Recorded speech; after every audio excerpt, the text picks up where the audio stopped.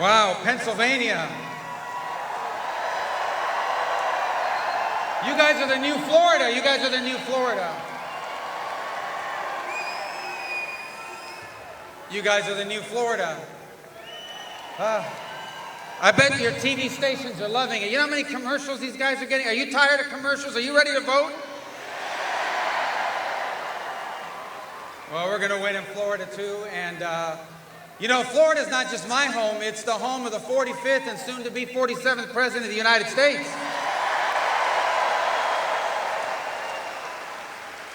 Thank you. You know what?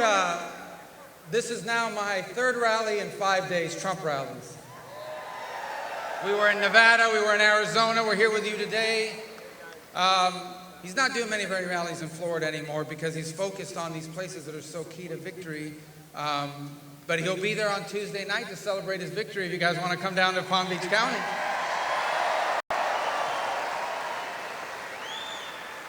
And you know what strikes me about these rallies that I think is often missed?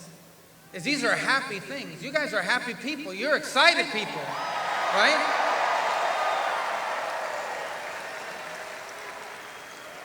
These are people that are excited about America and excited about its future because what we're about to do on Tuesday, what you're about to do on Tuesday. And it strikes me, I want to compare that for a moment to what I think it has to be. I think it is the nastiest, ugliest, most dangerously destructive messaging in a campaign close in modern American history than what we're seeing out of Kamala Harris in her campaign. This is nasty stuff. Nasty stuff. Just in the last week, she said, you know, this thing with, they're obsessed with this word fascist. You heard them saying these things? And then you have the guy that she picked that they want people to vote for to be the next Vice President of the United States, comparing supporters of Donald Trump to the Nazis in Germany.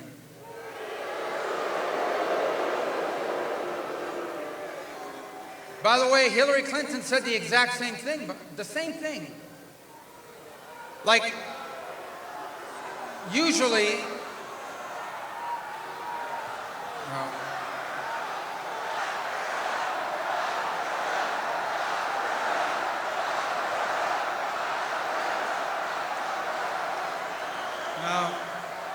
sorry guys, Joe Biden already took that line. Did you hear him say that? He wants to lock up Donald Trump.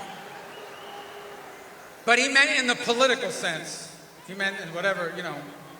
Anyways, this stuff is not coming from like random. These are like the guy who wants to be vice president, the failed presidential candidate of 2016. Has she conceded that election yet? I don't think she's conceded 2016.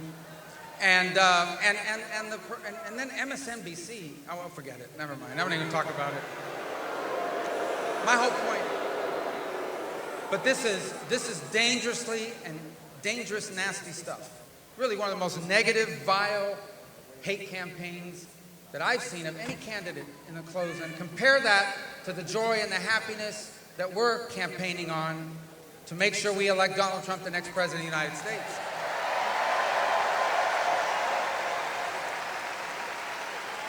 Now, why if you are winning, why if you're so confident you're going to win, why if you're so confident that people are behind you, would you get so vile and so dangerously divisive in the way that they're doing it? Well, because they're desperate, because they know they're going to lose. But most importantly, because what do they not want to talk about? What does she not want this campaign to be about? She wants it to be about fascists. She wants it to be about the smear of Nazism, which is ridiculous. She doesn't want it to be about her record. And if I had her record, I wouldn't want it to be about my record either.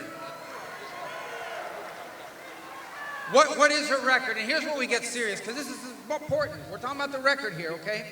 Her record, number one, is she has allowed a migratory crisis where our border's been overrun by not just millions of people from all over the world, but at least 14,000 people that our own government has told us are convicted killers and murderers and dangerous criminals in their own country.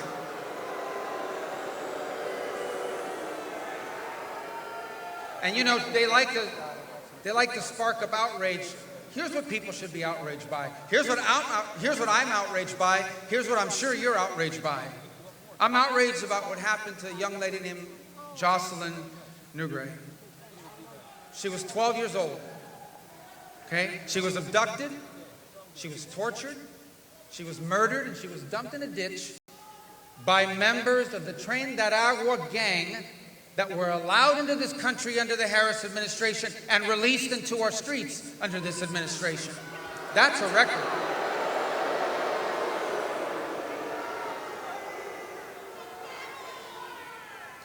That's what they want to focus. That's what they don't want to focus on. What about Kayla Hamilton? A young 20-year-old woman who had worked very hard to overcome autism, was finally finding her way in the world. She was strangled to death in her home with a phone cord by members of an MS-13 gang, allowed into this country illegally, released into the streets under this administration. That's the record. That's the record. That's the record. The record is about destroying our economy, completely destroying our economy. Today, 2 out of 3 Americans, over 66%, say they're living paycheck to paycheck, at least paycheck to paycheck. There are some people that are getting paid on Friday, and they run out of money by Monday because everything costs so much. That's the record. The record is a 60% increase in small business bankruptcies. That's the record. The record is a world that's broken out into wars and chaos that threaten to pull us in, that threaten to pull our young men and women into armed conflict around the world. That's their record. So of course they don't want to run on their record. Of course they want to run on all these other things and create these distractions, but we will not allow it. We'll continue to tell the truth, and the American people will know that truth, and you will see it on Tuesday night when we see the votes come in.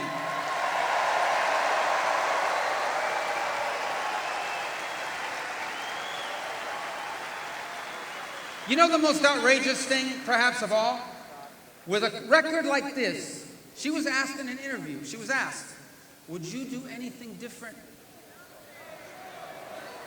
Okay? Migratory crisis, the murder of innocent Americans by people in this country illegally, allowing criminals into the country like that, the destruction of our economy, the world falling apart, and they asked her, would you do anything differently? And her say, I can't think of anything. That's it. That should be our campaign commercial right there.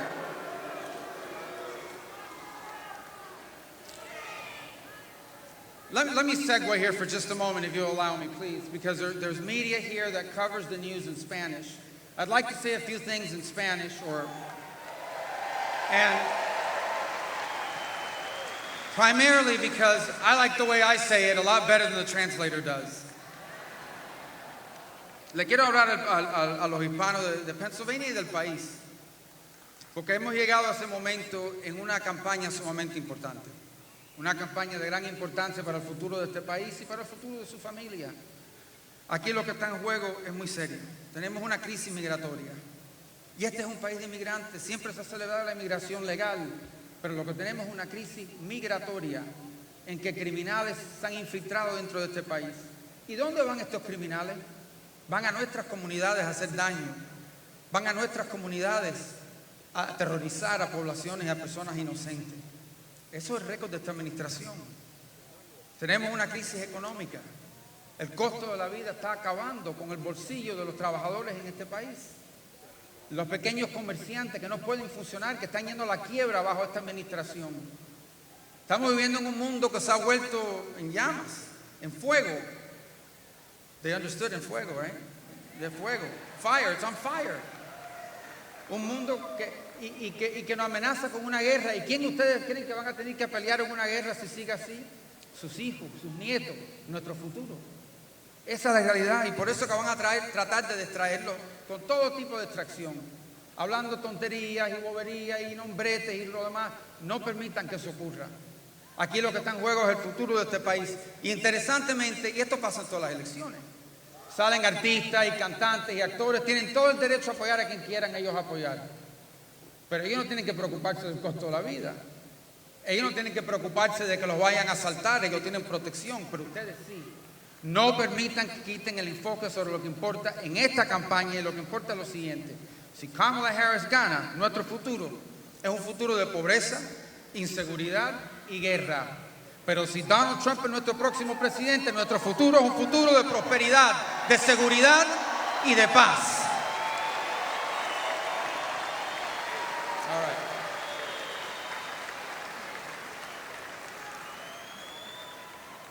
I love giving in Spanish because it's so much more passionate in Spanish. Did it come across that way a little bit more?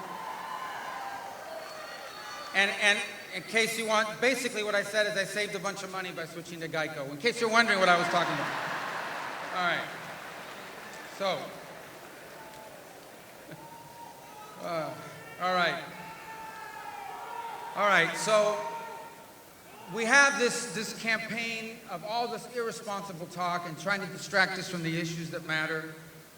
And at the end of the day, the campaign of dangerous hate and division, compare that to what Donald Trump is talking about. Here's what he's talking about. Donald Trump is saying, these people destroyed your economy, elect me your president, and I will fix it. That's what he's talking about. That matters to you.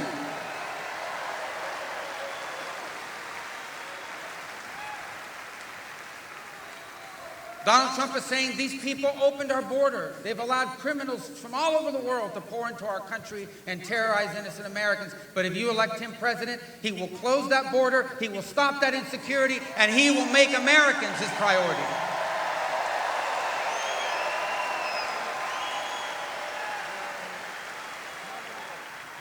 And Donald Trump is saying the world, since Joe Biden took over and Kamala Harris was there for all of this, has gone crazy.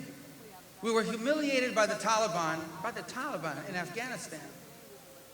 Run out in shame. Innocent, actually brave men and women in uniform lost their lives in that shameful retreat under Joe Biden. And since that moment, the world has spun completely out of control. And you know what Donald Trump is saying? When he's president, that ends. Our enemies will know we're strong, and that will bring about peace and avoid war.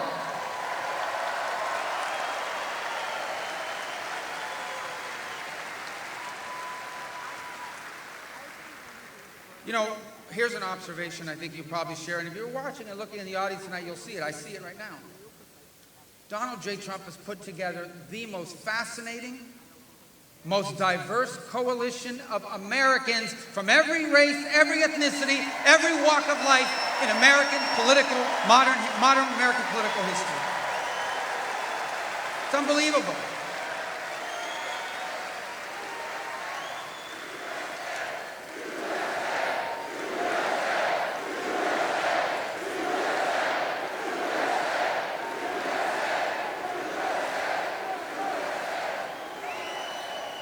By the way, I don't go to a lot of Democrat rallies, but I don't think they break out in chants of USA.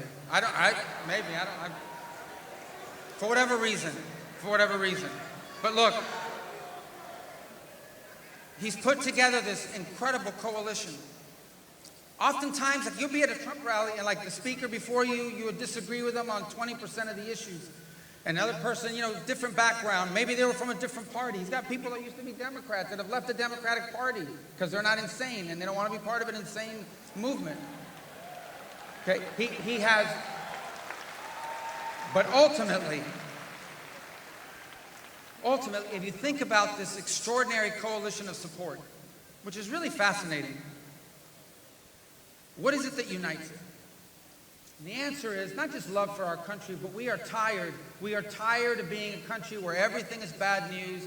We're tired of being a country constantly in fear of what's next, what's going to happen now, some other bad headline about something happening bad in the world, and we can't do anything about it, or bad headlines about what's coming next in our economy, or bad headlines about things are going to cost more and you just have to put up with it. People are tired. They want to be hopeful again. They want to be joyful again. They want to believe in a prosperous America again. They want a better future again.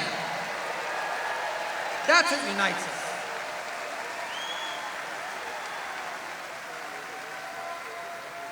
That is the glue that holds this coalition together. By the way, it reminds us, too, that American, and I said this at the convention, American has never been a skin color. American has never been where your parents were born. American American, anyone who comes here legally, works hard. I was blessed to be born a citizen of this country. Others chose to be Americans because they love this country so deeply. But American is anyone who is here, who wants to move this country forward and believes that our rights come from God, family is more important than government, and that this is the greatest country in the history of the world. That's America. That's what we mean.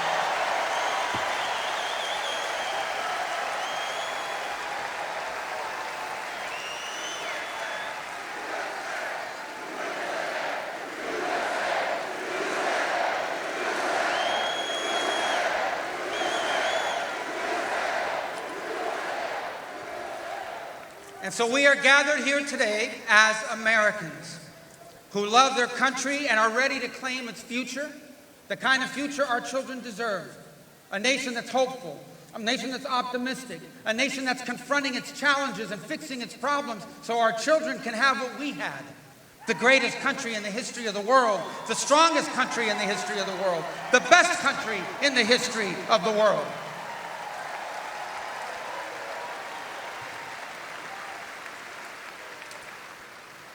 And so they run on Nazis and fascism, and we run on that, because that's what matters, and that's what Donald Trump is campaigning on. And the eyes of the country are upon you here in the Commonwealth of Pennsylvania. They truly are. We're going to be watching what happens here, because everyone knows that how it goes here is probably how this election is going to turn out. At this extraordinary moment in our history, you've been given the blessing and the opportunity not just to save our country, but to write the next great chapter in the story of a great country.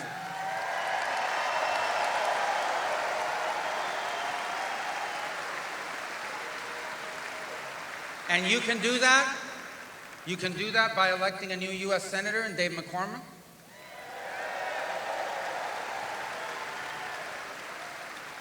And you can do that by making Donald J. Trump our president again.